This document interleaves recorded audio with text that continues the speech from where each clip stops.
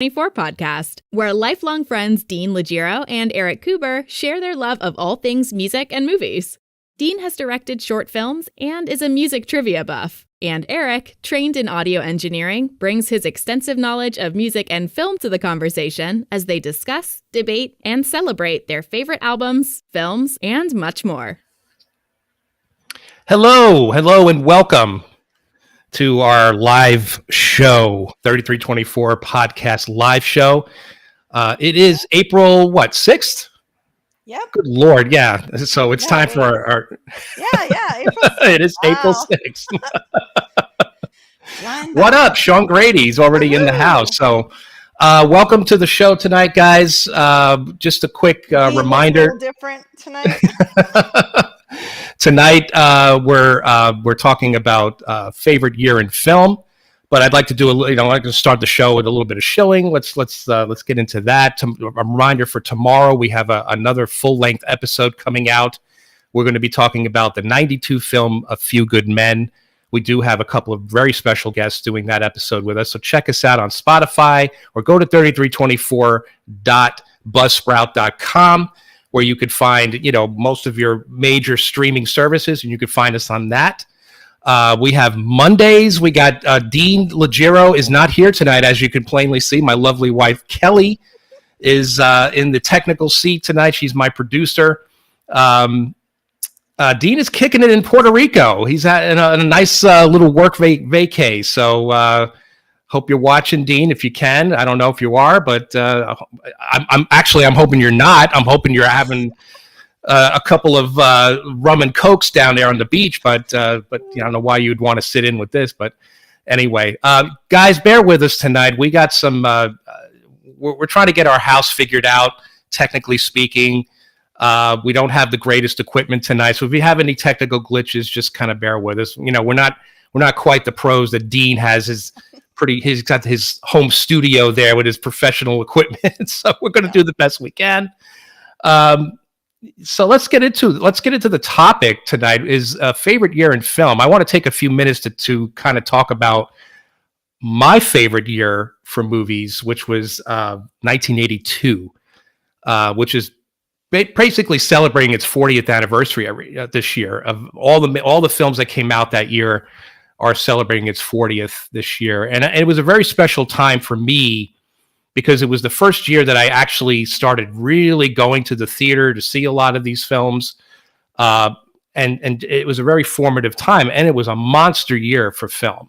And I was blown away when you told me all of the movies. I was like, are you kidding me? These were all the same summer. It's amazing. Yeah. So we got Andrew Cremines. So guys, let us know you're in the chat. Let us know that you're here. Andrew Cremines is in the house. Hello. We got Sean Grady. We got Casey Bauer. Hi. Zach. Hello. Elizabeth is here.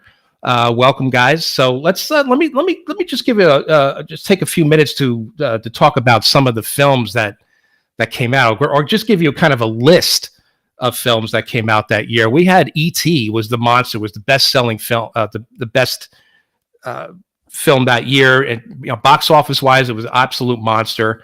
We had Poltergeist, we had Rocky III, we had Blade Runner, we had John Carpenter's The Thing, Star Trek II: The Wrath of Khan, we had Tron, we had The Road Warrior, we had 48 Hours, Eddie Murphy's first major film role, Conan the Barbarian, Schwarzenegger. We had First Blood, another Stallone movie, Annie. We had some powerhouse dramas with Gandhi and with Sophie's Choice, An Officer and a Gentleman. So and the list goes on. I mean, just the summer alone was a killer summer, and I think it's heralded as one of the best summers for film ever. Yeah, I mean, to this day. Let me ask a question here, though, because when all these movies came out the same summer, but I want to know how many people actually saw them in 82 and how many people saw them sporadic over multiple different years because they weren't old enough or they just didn't get to the movies. Right, with the advent of cable TV, and I know a lot of you were young at the time, so with the advent of cable TV and of course with VHS, how much of that was spent at home watching some of these films sporadically over time. But it just, when you look back on and you see the list of titles for the year itself, it just it's so mind-boggling. It blows you away. And of course, the 80s would it would go on from there. Every year seemed to kind of up the ante, or at least try to. But I felt like a lot of these films that I saw in 82 still had some of that residue of the 70s. They're very gritty. Some of them were extremely violent. You take like 48 Hours, for example, compare that to Beverly Hills Cop that came out in 84. Two of the same type of movie, irreverent kind of comedy, Eddie Murphy being the smart guy. However, they were like night and day. 48 Hours to me felt like it was more violent.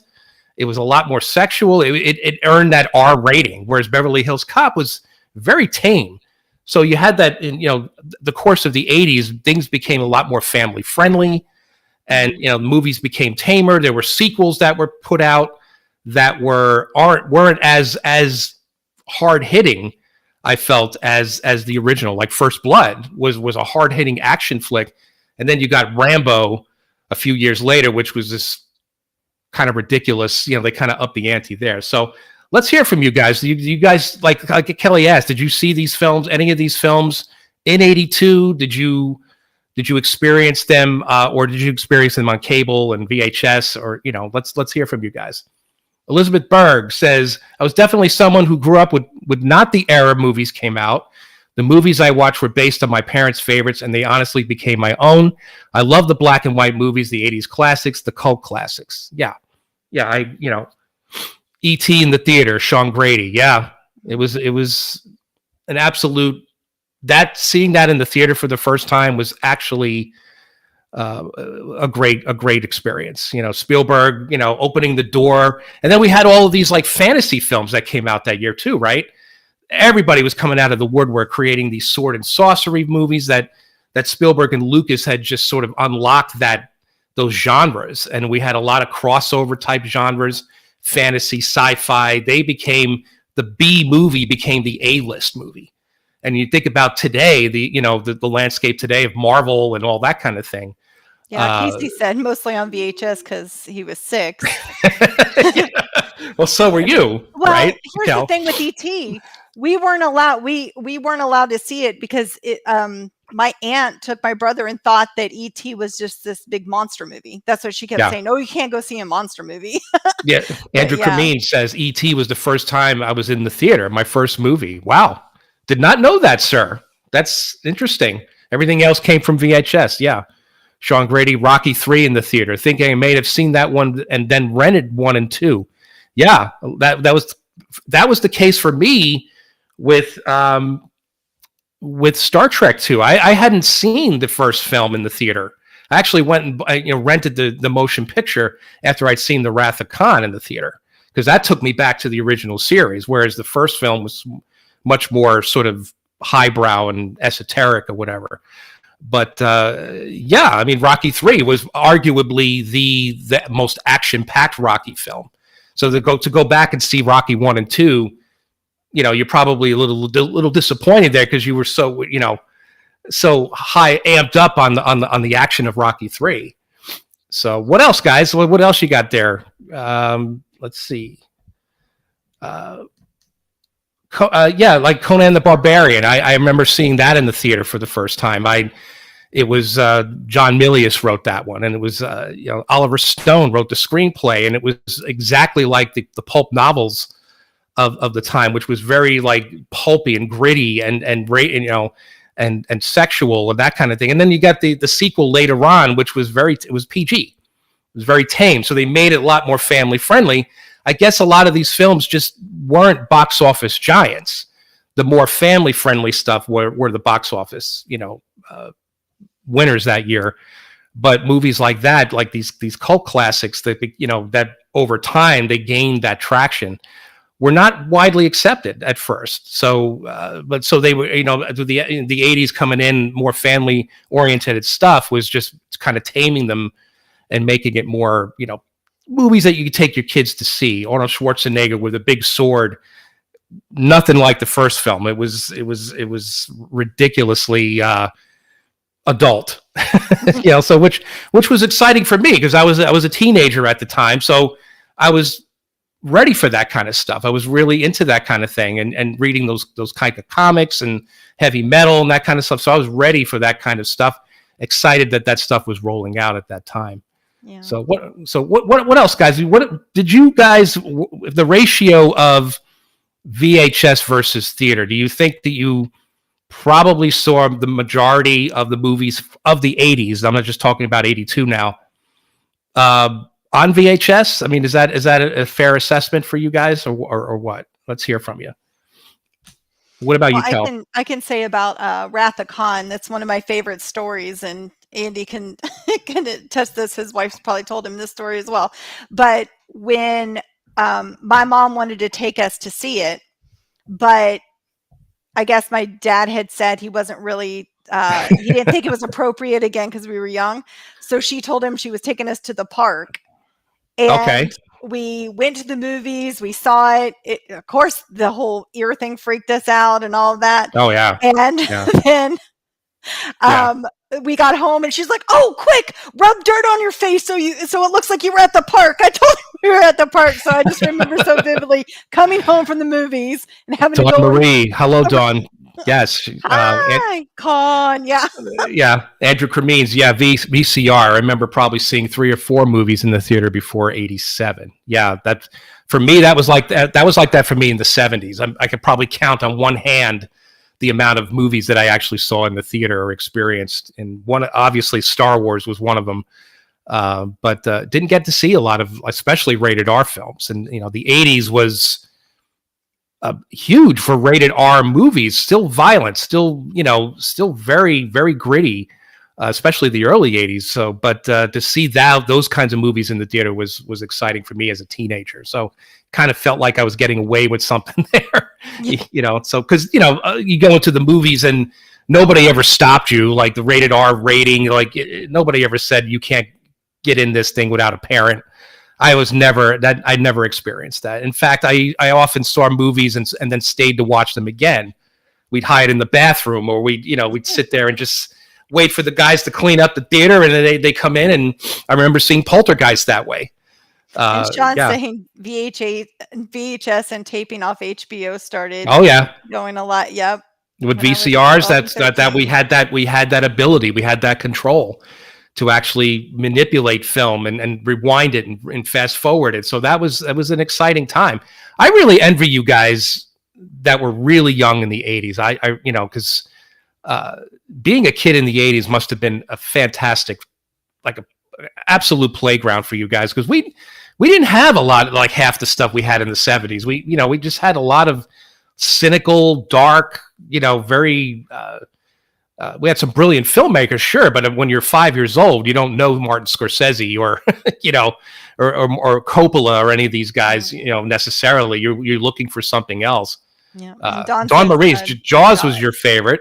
Yeah, that's a great 70s film, which pretty much set the standard for blockbusters. But what 82 I felt was a smorgasbord of like that kind of entertainment. That's why I think it's so special for me, because it was the first year that, especially that summer, that we had so much content and in those genres like sci-fi, horror, the fantasy film. We had the Dark Crystal that came out that year, I remember as well too. Secret of NIMH. Mm-hmm. We had those kinds of movies as well. So it's just irreverent comedies too, right? You had Fast Times at Ridgemont High, Best Little Whorehouse in Texas. We had Porky's. I think it came out earlier in 81, but it was re-released in 82, and it became one of the highest grossing movies of the year. Porky's, those were big teenage rental films. Exactly. And again, I was waiting for that. I was waiting for those like T&A kind of movies, because you're 15 and your hormones are growing and you want to see that stuff, right? You're not really into like more kid-friendly stuff. You and there was plenty of it. Especially that year. Night Shift, Ron Howard movie with Michael Keaton and Henry Winkler. Yeah, that was a great movie. Yeah. So Dwight Burke, good evening, sir. How are you? I'm so glad that he joined the chat, because I actually saw a lot of these films. Thank you, Dwight, because he was the transportation. I saw quite a few of these films with Dwight, with our mutual friend John, sometimes his sister Heidi, and we saw quite a few of those movies that summer. I think Dwight got his license first. I think he got his first car that year, and yeah, we were all over the place. If we didn't have that, I was old enough to hop on a bus, go to the mall in White Plains, and check out a lot of these films just for the fun of it and spend the day there. So, yeah. Well, Eric, it is 8:15. I think that is time for trivia. Trivia. Our first trivia question for the evening.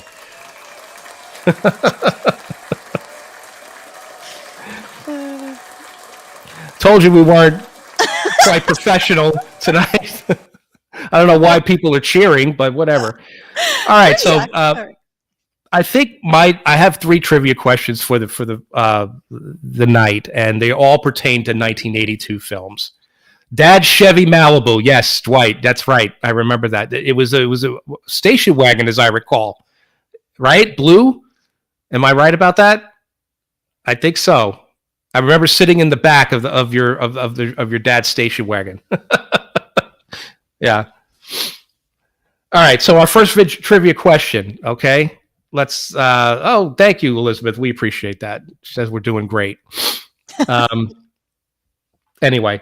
Okay. So first trivia question for the evening, guys, is in what a 1982 film does Paul Newman play an ambulance chasing Boston attorney who was given a case involving medical malpractice? Was it A, The Firm, B, The Star Chamber, C, The Verdict, or D, The Client?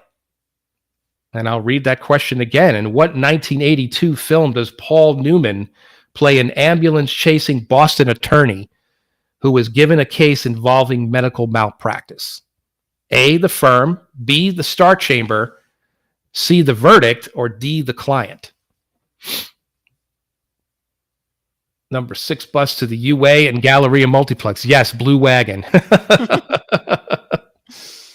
So we got 1 vote for The Verdict. We got 1 vote for The Verdict. Sean Grady says The Verdict. Elizabeth Berg says The Client with a question mark. Anybody else? Zach Huber says The Client. I'll read the question one more time, guys. Casey Bauer says The Client. Well, we got 3 for The Client. In what 1982 film does Paul Newman play an ambulance-chasing Boston attorney who was given a case involving medical malpractice? The Firm, The Star Chamber, The Verdict, or The Client? And so far we have another one for The Verdict, Dwight Burke. Anybody else? What about you, baby? What do you think? Oh, I have no idea. Okay. All right. So the answer, the real professionals out there answer that. Right? Okay. So the answer to the question is The Verdict. Ah. Yes. So yes, it was one of, I think, Paul Newman's very, very best roles, and it's so late in his career. Christy, hello. How are you? Welcome. Add your name to the wheel. Yes. So we got everybody on the wheel so far. Dwight, Casey. Far. Okay, great. Yep. All right. So back to the discussion. What do you guys? So okay, let's start hearing from you guys. What do you got? What were some of your favorite year for film? Oh, Sean Grady, right in. 1987 is a favorite year in film. Not necessarily for quality, but for the memories of going so much with friends, without parents, yes, over the summer. Lost Boys, Summer School, Predator, Full Metal Jacket, RoboCop, Spaceballs, Can't Buy Me Love. I wasn't old enough to see some of these movies in the theater, but some theaters look the other way and allow us to go. Exactly. I guess that's what I was saying about 82 for me. Same experience, Sean. Yeah, that's great. And yeah, of course, there it is. I was waiting, 94. I knew somebody was going to pick that one. 94 for me from Andrew Cremines. Maybe it was because I was in high school and at prime geekdom. But damn, look at this list. Yes, The Crow, Leon, The Professional, Pulp Fiction, Shawshank Redemption, Usual Suspects, Clerks, Forrest Gump, The Mask, Natural Born Killers, True Lies, Interview with a Vampire, Ed Wood, Reality Bites, Wes Craven's New Nightmare. Yeah, Speed, Ace Ventura. Absolute monster year for films, 94. Yeah, I would totally agree with that without question. Yeah. 94, Casey Bauer as well says the same thing. What else? What else you got out there? I would say 84 as well. 84 had some really big hits as well, as I recall. Indiana Jones and the Temple of Doom. We had Gremlins came out that year. We had Rocky IV came out that year. Zach says he agrees wholeheartedly with Andy. 94 is a pretty monster. Yeah. Yep. Yeah, we had Dune. We had Dreamscape that year in 84. We had The Company of Wolves. We had Romancing the Stone, 1984, the George Orwell adaptation. We had Greystoke, The Legend of Tarzan, Once Upon a Time in America, Never Ending Story. Wait, what year is this? 84. Wow. You know, so this was another great year, I felt. Yep. Sean does not want us to pass up the opportunity to add Dumb and Dumber to that list. So true. Oh my gosh, that's classic. Yep. So yeah, but what else? So, I mean, you guys, there's got to be. I think I read an interesting article that said, Tampa Picture Show, Temple of Doom. Yeah, I remember seeing that for the first time. And every time I went to see any of Lucas's films, like especially Star Wars, the sound always went out. They always saw him in the same theater. It was the curse of like every single Star Wars movie, the sound went out, and there was a problem with the sound or something. Return of the Jedi, I remember we had. I actually saw that for the first time muffled. The movie was completely muffled. But Andy has to leave already. Great show. Have fun. Thank you, Andy, for joining us. Let's see. We got something interesting here. Let me pull it up. Sorry, guys. Give me a second. So while you're doing that, why don't I share with everybody some fun things that we have for our giveaway today? That's right. So so we have a couple of things. We can't let the night go on without spinning our wheels. So we just wanted to show you guys a couple of fun little things that we have. So we have the Everyone's a Critic 52-week movie challenge. Yeah, this is a lot of fun. So you guys, surprise. Yeah, you guys get to watch a movie. You get to write down something about it. And it challenges you. I guess it gives you a little bit of trivia about that film, and it challenges you to watch the film. And you may love it, you may hate it, whatever. So, but it's sort of like a journal. So it's challenging you to watch a movie every week for a whole year, basically. So that I thought that might be fun. So we're going to give that away. What else we got, babe? And we have a nice little. And again, we'll spin the wheel at the end and you guys can choose what you think is what you would like. Now, on our topic of, did you see this in the theater or did you see this on VHS? We also have a fun little game. If I can pull it up, I'll share that. And let me close that. Yeah, Dean makes this look so easy, and it's just not. Right. I have a little something here. That I pulled up something from Looper.com, actually. They talk about some of the greatest years in movie history. And, if I may, I'm going to read off that list. They think that these are probably some of the greatest years in movie ever. And it starts with 1939. Ooh. It was Hollywood's golden year. We had Gone with the Wind that year. We had, The Wizard of Oz. So that was a big deal. 1967, they stuck it to the man. We had these irreverent, these kind of that was the start of Peckinpah and, these types of directors like Bonnie and Clyde and, those kinds of movies where they were very subversive and that kind of thing. And 1976 was Talking to All of Us. Right, it was the 70s, so we had I believe Taxi Driver came out that year with Scorsese. So that was a big one that year. 82 had the best summer ever. Hence, so some of the, 1994 was pulpy and perfect, right? 99 gave us multiple modern day classics like The Matrix, Episode 1, The Phantom Menace came out that year. 2007 gave us serial killers, assassins, and milkshakes. What does that mean? 2016 was a year of Moonlight and musicals. So, yeah. So we had, so these are some interesting years. Do you guys have any other year that you can think of? I mean, there's just so much that you can compile together when you think about the years. I'm going to say 84 was another one. 80. We did actually an episode on 96, Dean and I, because that was the pretty much the topic when we were looking into that. We realized that there were a lot of great films that year. So if there's an episode out there about that. So if you want to go find that episode and listen to it, be our guest and do that.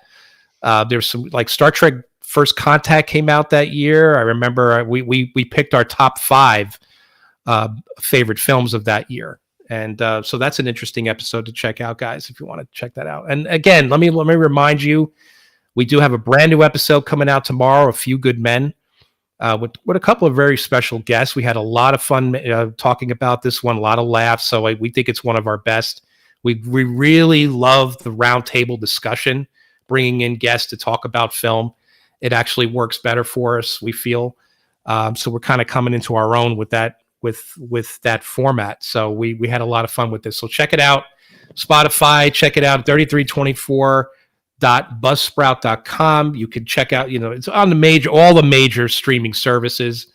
So you could catch it there. And as well as all our other episodes, if you're so inclined. And let me just say that Dean is our resident trivia expert. So he likes to give every Monday, he comes out with a little extra dose of trivia and what we call quick hits. He gives you like an 8 to 10 minute segment about something fun, something, so there's a little extra seasoning there about that kind of thing. So we're really excited about that.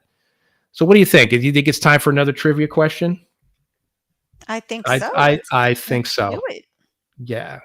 All right. So in the 1982 comedy Tootsie, starring Dustin Hoffman, which leading actress does not appear in the film?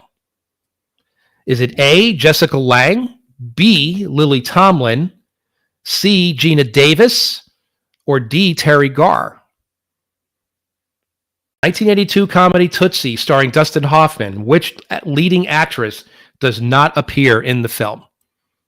Jessica Lange, Lily Tomlin, Gina Davis, or Terry Garr? Any idea? Great. Sean Grady says Gina Davis. We have one for Gina Davis. Zach Huber says Gina Davis. That's 2.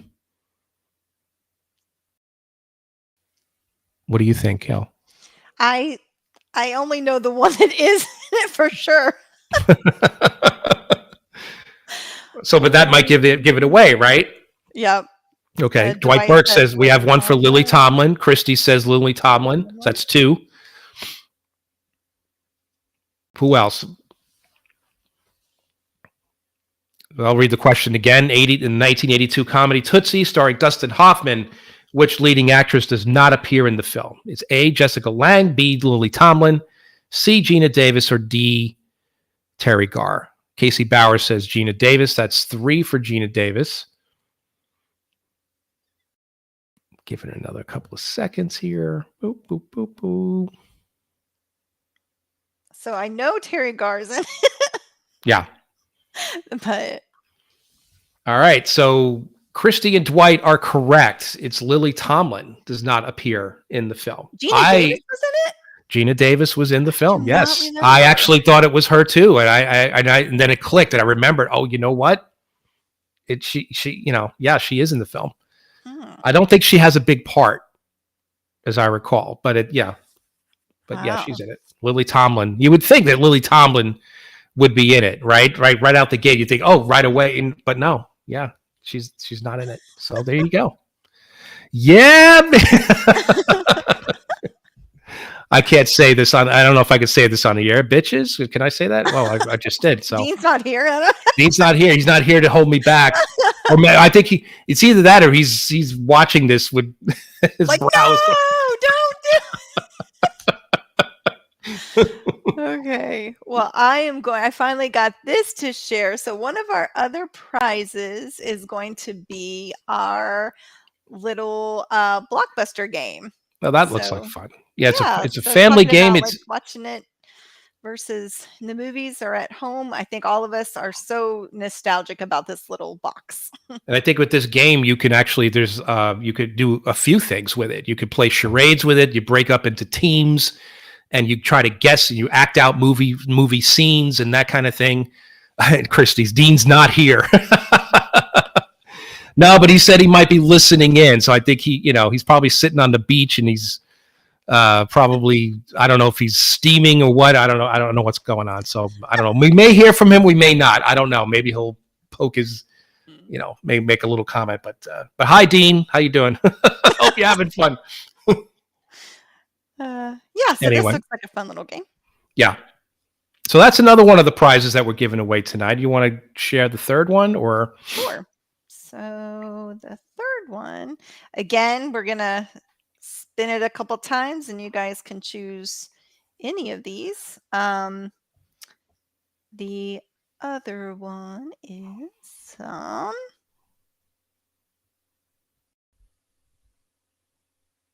Oh, Elizabeth Berg. Nice. She says going to the movies in the past decade was definitely not something I ever really did. I know that I went a few times with my family, like seeing Frozen, Harry Potter, but we were the type of family to wait for the DVD after the VHS was not as popular. The concept of Netflix and other streaming services became a way for us to sit and watch movies together. Yeah. Seeing how amazing the graphics, the production, and then IMAX has changed the movie watching game. I began to like going out to see the movies. I can still remember how amazing Harry Potter was on the big screens and seeing Star Wars. Yeah, that too. I mean, technology got better over time. Theaters became better sound systems, better equipment, better ways of watching the film. The experience of watching movies on the big screen versus the small screen. Do you guys care? Is that an issue with you guys? Do you we all have big screen TVs in our house, but is it the same thing? Is it the same experience? I love the experience of going there and getting the popcorn and hearing the sound system and really being able to engross yourself in the movie as opposed to just, because I'm always doing something else. If I'm at home and I'm watching something, I always have something else going on. But if I'm at the theater, I don't do that. So it's special. It's different, in my opinion. It really is. I mean, but unfortunately today it's also very expensive.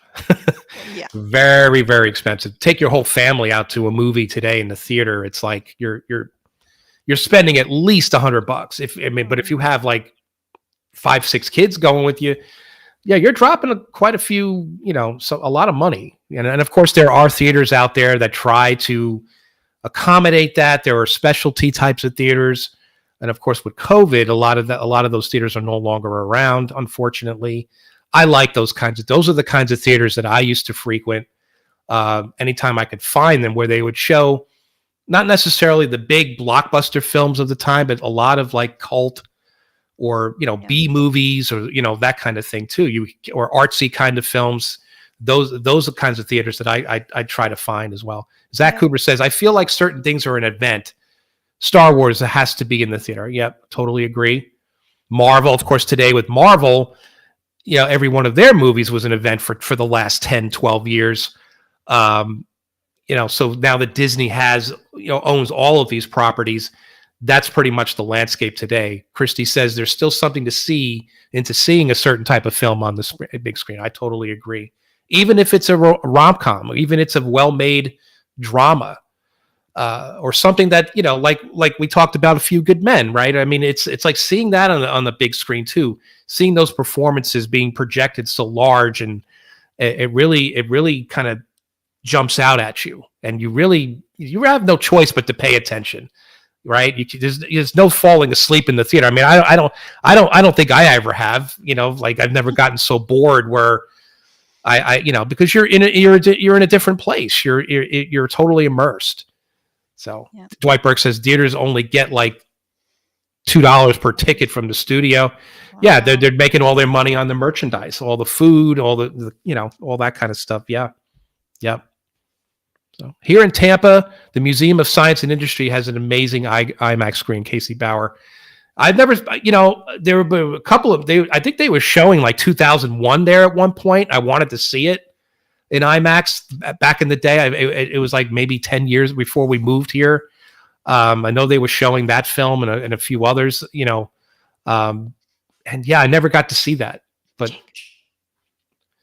so Zach Cooper, older films I would go see. I'd love to see something like Casablanca in the theater. Yeah, like old theaters too. We had one in Tampa as well, the Tampa Theater. We remember we saw The Creature from the Black Lagoon in 3D, right? We saw the original King Kong there. They would show like old films on a Sunday afternoon during the summer. That was a lot of fun. So yeah, now of course we have the Weinberg, and we got to see what was it? It's a Wonderful Life. No, It's a Wonderful Life. Yeah, It's a Wonderful Life. I think this past weekend they showed Shawshank Redemption. They had a thing called Flying Dog, series where Flying Dog Brewery sponsors the film series. So they pick random films, I think 5 or 6 titles for the summer that you can go see like every weekend at the Weinberg. And yeah, it's that kind of thing I think is important to keep it going. I really wouldn't want to see theaters, go away completely. I think you get the benefit of seeing a lot of great films the way they were meant to be seen, I feel. So, VHS is great. I mean, I'm a big physical media guy. I did it all. VHS, Laserdisc, DVD, Blu-ray, 4K now. Yeah, pretty much all of it. And I'm still a big proponent for it, but it still doesn't quite compare to the theatrical experience. So, and Sean Grady saw both Godfathers about 15 years ago on the big screen in New York City. Great experience. Yeah, I wish I could. I've never seen The Godfather on the big screen. I wish I had. The first time I saw The Godfather was on TV when they re-edited it and they put it all in chronological order as the book for television or novel for television. So and I didn't realize, and I thought that was the ultimate version at the time. And it's like, now and then you go see, Godfather 2 as it's meant to be seen with the flashbacks and all that. And it's a much better film that way, that experience. Christy says Alamo Drafthouse is great with showcasing older films. Of course, older may not just be the 1940s, but also the 90s and yeah. Well, yeah. We're all feeling our age, right? I mean, yeah, these movies are now considered classics, 80s, 90s.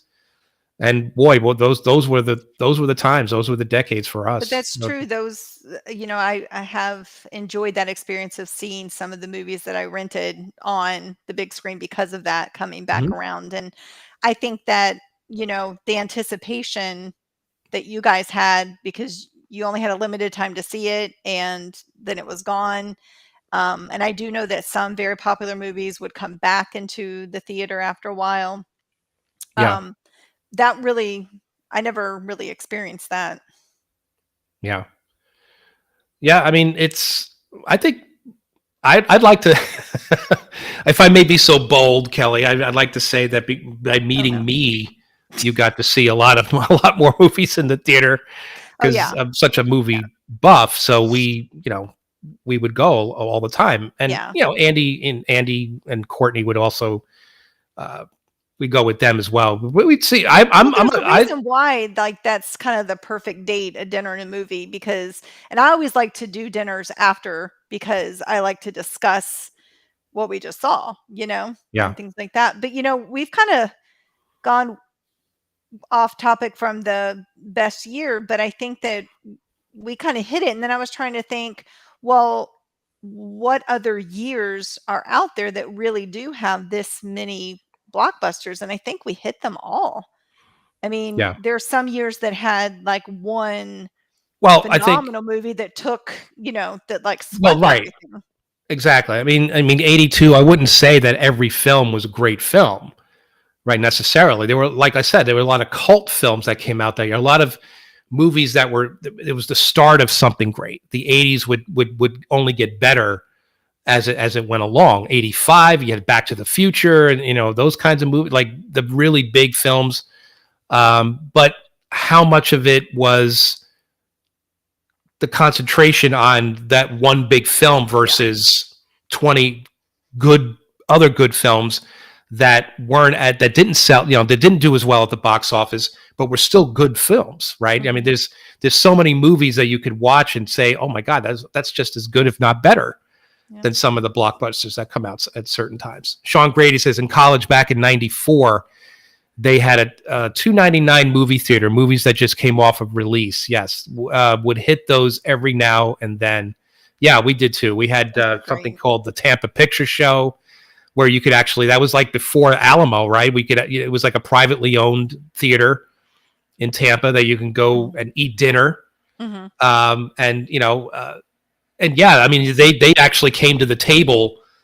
It wasn't like Alamo were set up a certain way. These were like actual tables, like a restaurant that you could sit at a round table and order dinner and food and then watch a movie as if you're, Yeah. So they also had the dollar theater where, it was way off, kind of like what he's saying, where you would go and, again, if they're only making $2, like Dwight said, then that extra dollar really, it's just. Yeah. So, I mean, you walk into these theaters and they weren't exactly, the upkeep of these theaters weren't exactly.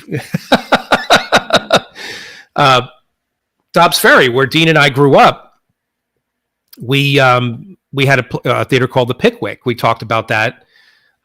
We never got to see like first run movies there. They always came like a year or two after. Unfortunately, in the early 80s, the Pickwick left. I mean, we didn't get to have it for very long. I used to love popcorn shrimp. Yep. I used to love going to like the midnight shows at the Pickwick. Like they showed all the rock movies and Sticky Floors.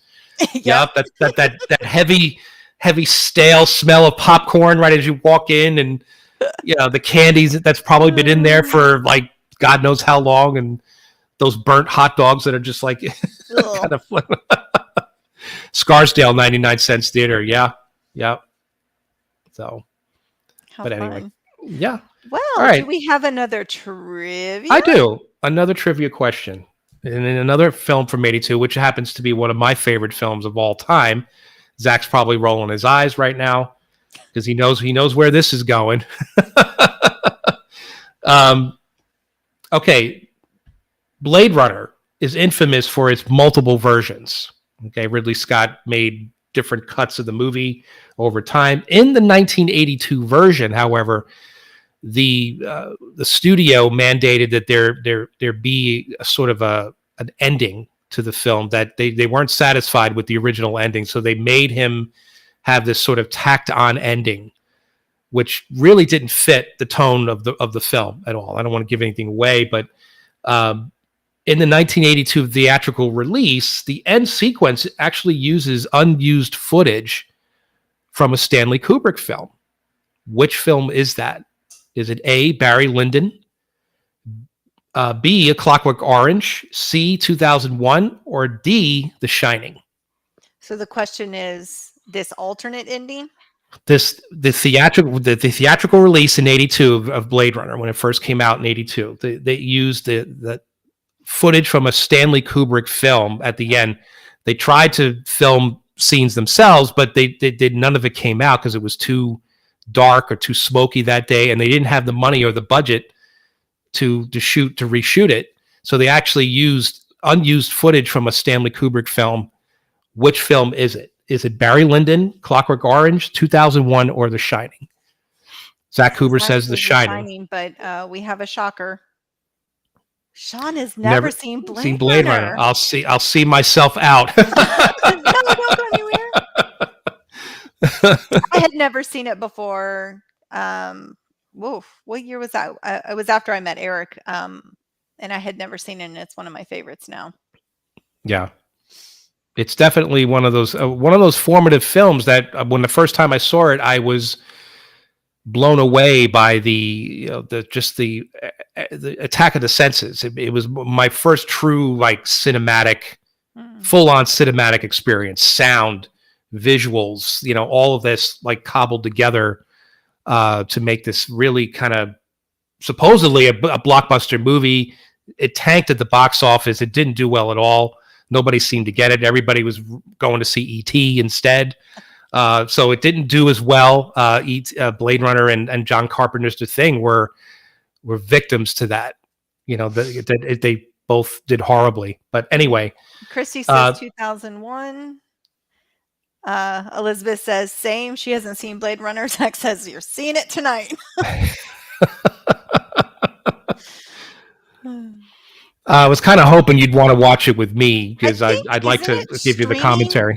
Somewhere it was streaming. Oh, I gave them a copy. No, I know, but I'm just saying in general, isn't it on one of the streaming services? Oh, yeah, it is. It's I think it's on HBO Max. Yeah. You can get that and the sequel, 2049. So again, I'll read the question again. Blade Runner is infamous for its multiple versions. In the 82 theatrical release, the end sequence uses unused footage from what Stanley Kubrick film? Barry Lyndon, Clockwork Orange, 2001, or The Shining? Dwight Burke says moments will be lost in time like tears in... Oh, God. Best line in the movie. Rutger Hauer is so great in that role, in that film. So, any other takers? It's the Eric Stumper. No. It's not that good. We got some I honestly thought, I just don't think this was that difficult. I really thought this was like really common knowledge. So I guess we'll okay. So what do we got? We got one for 2001, right? Christy said 2001. Zach said The Shining. Yeah. HBO Max. Oh, it's streaming on HBO Max. Thanks, yeah. Christy. Okay, so the answer is The Shining. There was a ton of footage at the very end. There's a ton of footage of the mountain shots in the beginning of The Shining, where Jack Nicholson is driving to the overlook, and there's all these tremendous like outdoor like mountain shots of the driving on the highway. There was a ton of unused footage that Stanley Kubrick let Ridley Scott have for the end of Blade Runner. So he goes, yeah, you can use it. Just don't use any of the footage that appears in the film. Take care, Casey. So that's it. The Shining. Okay, so excellent. I think it's time to give some stuff away. What do you think? All right, let's do one. Okay, so let me pull up our wheel of names. Okay, so keep me honest here. We have Sean, Andrew, Casey. Well, Zach, Andrew and Casey they logged out, so I guess we'll take them off. They can't win in absence. Well, I guess we was it posthumously? they're not here. All right, yeah, sure. We'll leave them on the wheel. Okay. Sean, Don Andrew, Marie, Dwight, Christy. We got Zach. Yeah, Zach's there. Elizabeth. Yeah, okay. I think we're good to go. So you want to shuffle? How many shuffles you want to do? Let's do 5. Okay. Is it working? 1, 2, 3, 4, 5. There All you go. right, here we go, guys.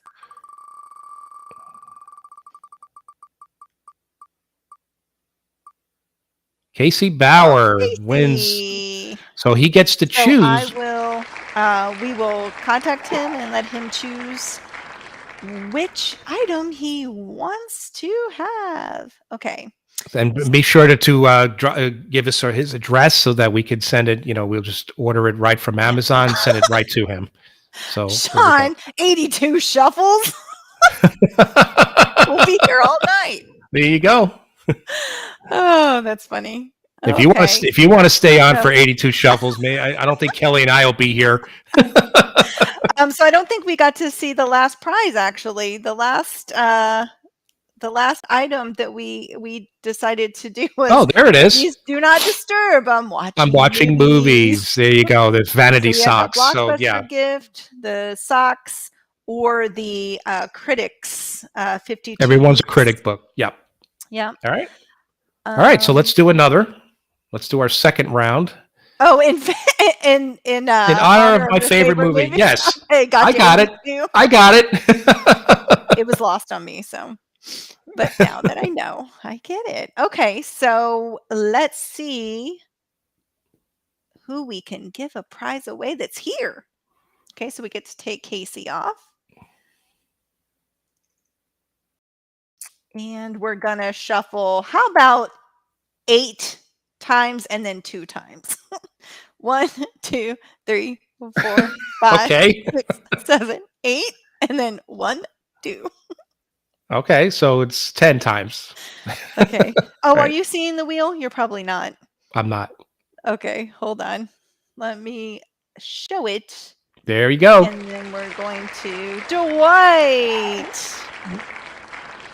Dwight Burke. Oh, God, this guy is so lucky. He wins all the time. All the time. So, Dwight, you get to pick which prize you'd like. So let us know what you want, and we'll send it right to you. So it's either the Vanity Socks, the Blockbuster trivia game, movie trivia game, or the Everybody's a Critic log journal that you can jot down your thoughts about certain films.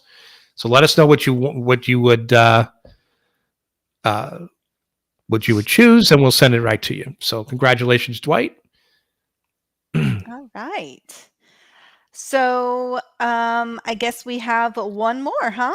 And this time I will actually show the wheel as we are spinning. Okay, let me go back over here. Yeah, this is funny. This is fun, but I don't envy Dean doing this every single time. Yeah. Okay, are you seeing the wheel? I am. All right. So let's go. Shuffle. Let's do another. Let's do 5 again. Yeah. All right. 1, 2, 3, 4, 5. And away we go.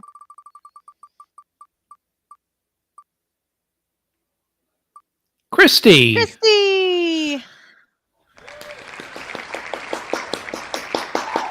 Nice. So Christy's a big winner. She's been a big winner on these live shows too. Yeah. So that's fantastic. Congrats, Christy. So let us know which prize you'd like out of the Vanity Socks, the Blockbuster trivia game, or the Everybody's a Critic challenge, 52-week challenge book. So let us know and be sure to give us your address so we can send it to you. What do you mean ASAP. by they Bo Derek did? What does that mean? I'm lost. They Bo Derek it. I don't know. I don't know what are you referring to there, Christy? 10. That's it. I think she's referring to the 8 and the 2. There you go. See? Boo, it clicked right in. So yeah, the 10 rounds. Okay. All right. Got it. Okay. Fantastic. Right. You guys, thank you so much for participating and bearing with us while we kind of got through this. I think it was a great topic, and I enjoyed talking about it. Yeah, not a big turnout tonight, but that's okay because we would have been a lot more flustered. It had been like maybe 20 people. We probably would have been going crazy. So for our first time, I don't think we did so bad. So again, guys, be sure to tell us which prizes you want and give us your addresses. And we're starting a list of people who want to produce when Dean's out. Right. Or if Eric's out. Yeah. No. Because I got to give Dean a lot of credit here. He's a whiz at this kind of thing. The production side of it. It's not easy. It's to keep the conversation going and flowing. He does a remarkable job, and keeping tabs on all this technical stuff. He's done an absolutely fantastic job. Thank you, Sean. Great job tonight. Fun show as always. Thanks. Great Steve Milton. Thank you. It's always we always like hearing feedback, and we encourage more feedback from you guys. So that's what we want. We did awesome. We did allow you to cuss. Hey, you could have done. That's great. Okay, and a quick reminder, guys, we do have a full-length episode, brand new episode tomorrow on A Few Good Men, and Christy is one of our special guests on that episode. So I can hear you laughing, so I know. Oh yeah, a good one. Oh yeah. So we're gonna have a lot of fun there. Don't forget, we got quick hits on Mondays. We got our Facebook page. If people spread the word, people can join the group, the 3324 group. We're on Instagram, and we're over 60 episodes in, guys. This is year 2 for us, and we're plugging along, and it's only going to get better. And we appreciate your feedback. We want more content. We like more feedback about content. Give us suggestions, whatever you think you would want us to talk about, you'd be interested in listening to. That would be awesome. So yeah, and that's it. That's going to do it for tonight, I think. And I want to thank you to my wife Kelly for helping us out tonight. Yeah. Dean, I hope I did okay. I hope you're listening in or not. I don't know, but I hope I did all right.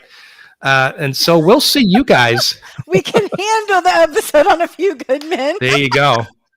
So check it out tomorrow, guys. So we're gonna hang it up now, and don't forget, be kind and rewind. Good night, guys. Good night.